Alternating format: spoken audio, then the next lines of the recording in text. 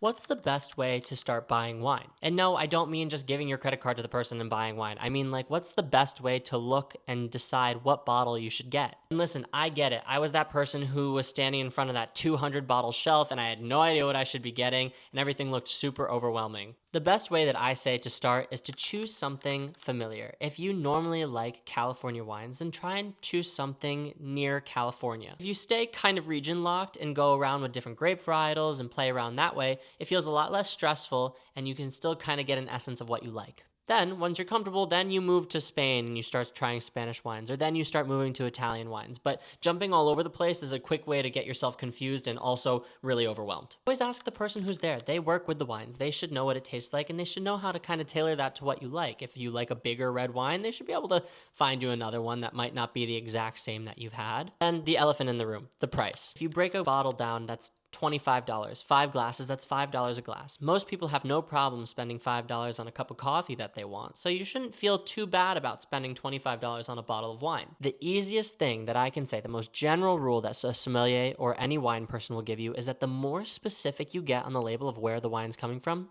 the higher quality of wine it will be. A wine from the United States will be a little bit less quality than a wine from California, which will be then a little less quality than a wine from Napa Valley, which will then be a little less quality than a wine from a specific vineyard in Napa Valley. Now, take that with a grain of salt, of course, and the price increases as you go down, but it's a great way to figure out what kind of wine you're going to be getting.